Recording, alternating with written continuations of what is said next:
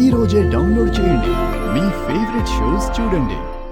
Doctor గారు, మరి సాధారణంగా అప్పం అయితే గనక బియ్య పిండితో ఎక్కువ చేస్తూ ఉంటారు, కొంచెం మెనూలను కలుస్తూ ఉంటాయి. మరి స్ప్రౌట్స్ ను ఉపయోగించి వెజ్ అప్పం తయారు చేసుకునే విధానం ఏంటో ఒకసారి చూద్దామా? ఇంతకు ముందు ఇన్స్టెంట్ నూడిల్స్ గురించి చెప్పినప్పుడు అచ్చంగా కార్బోహైడ్రేట్స్, అచ్చంగా కొవ్వే. కానీ ఇప్పుడు మనం చెప్పే స్ప్రౌట్స్ అయితే 25% ప్రోటీన్, 15% పైబడి ఫైబర్, లో కార్బ్స్, లో ఫ్యాట్, 4% 3% కూడా ఫ్యాట్ ఉండదు. ఇందులో విటమిన్స్, మినరల్స్ ఫుల్గా ఉంటాయి. మొలకంతా పోషకాలు. మరి ఇన్ని లాభాలు ఉండే స్ప్రౌట్స్ ని ఆ ఇన్స్టెంట్ నూడిల్స్ అంతా టేస్ట్గా ఇవి ఉండవు కానీ ఆరోగ్యానికి, శరీరం మొత్తానికి ఎంత లాభాన్ని ఇచ్చే విధంగా పోషకాలు ఉంటాయి.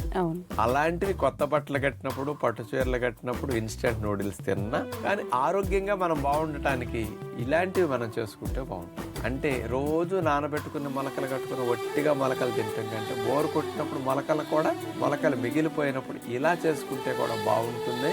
స్ప్రౌట్స్ ని వెజిటబుల్ కాంబినేషన్ ఇంకా ఎక్కువ ఇస్తే ఇంకా కొంచెం కార్బోహైడ్రేట్స్ తగ్గుతాయి. స్ప్రౌట్స్ వెజ్ అప్పం ఎలా టేస్టీగా చేసుకోవాలో చూద్దాం. స్ప్రౌట్స్ అప్పం తయారు చేయడానికి కావాల్సిన పదార్థాలు: మొలకెత్తిన పెసలు 1 కప్పు, నానబెట్టిన మినపప్పు 1/2 కప్పు, బొబ్బర్ల మొలకలు 1/2 కప్పు, క్యాబేజీ ముక్కలు 1/2 కప్పు, క్యారెట్ ముక్కలు 1/2 కప్పు, పచ్చిమిర్చి ముక్కలు 1 టేబుల్ స్పూన్, నిమ్మరసం 1 టేబుల్ స్పూను, మేగడ 1 టేబుల్ స్పూను, అల్లము తురుము 1 టీ స్పూను, కరివేపాకు కొద్దిగా, వంట సోడా కొద్దిగా. ముందుగా ఒక మిక్సీ జార్ తీసుకుని అందులో మొలకొచ్చిన బొబ్బర్లని అలాగే మొలకొచ్చిన పెసల్ని వేసేసి ముక్కా చెక్కలాగా వడల పిండి వల్ల అట్లా మనం ఒక తిప్పేసి దాన్ని బౌల్లో తీసుకుంటాం. దానికి నానపెట్టిన పొట్టుదేని మినపప్పుని మిక్సీ జార్లో వేసేసి ఆ పిండి రుబ్బేసి మినపిండిని ఈ మొలకల కచ్చా పచ్చా కలిపేస్తాం. దానికి వంట సోడా, నిమ్మరసం, క్యాబేజీ ముక్కలు, క్యారెట్ ముక్కలు, పచ్చిమిర్చి ముక్కలు, అల్లము తురుము, కరివేపాకు, ఇలా మొలకలతో తయారు చేసిన అప్పం పిండి సిద్ధం చేసుకున్నాక నాన్ స్టిక్ గుంటలు పొయ్యి మీద పెట్టి సిమ్లో ఉంచేసి కొద్దిగా మేగడ రాసేస్తాం.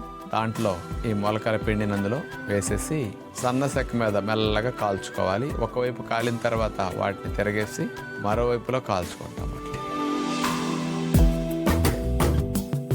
ఇలాంటి మొలకల్ని మీరు 2-3 నెలలు మానకుండా తినండి. అంటే ఒక 90 days ఆబ్సెంట్ అయ్యకుండా తినండి. 6 నెలలకి 1 yearకి పీరియడ్స్ వచ్చే వాళ్ళు కూడా స్టార్ట్ అయిపోతాయి కరెక్ట్గా. ఇర్రెగ్యులర్ బ్లీడింగ్ కరెక్ట్గా 4 days సైకిల్కి వచ్చేస్తుంది. 3 months తింటే ఓవరీస్లో బుడగలు కరిగిపోతాయి. ఎగ్గ క్వాలిటీ 2-3 monthsలో పెరిగిపోతుంది. వీరి కణాల మొటిలిటీ 1-1.5 monthsలో నార్మల్ అవుతుంది. అంటే ఇంత 1-2 నెలలు తిరగకుండా 3 నెలలు తిరగకుండా ఎన్ని రిజల్ట్స్ వస్తాయన్న మొలకల్ని తినడానికి ఇంకా ఆలోచించామంటే ఎంత తప్పు చేస్తున్నామో ఆలోచించుకోండి. చూసారుగా, డాక్టర్ గారు చూపించినట్టు మిక్స్డ్ వెజ్ ఆపం తయారు చేసుకునే రెసిపీ. ఇలాంటి రెసిపీస్ ప్రయత్నించాలనుకున్నా కూడా మన ZEE5 యాప్ డౌన్లోడ్ చేసుకుని కార్యక్రమంలో భాగంగా చూడండి, ప్రయత్నించండి.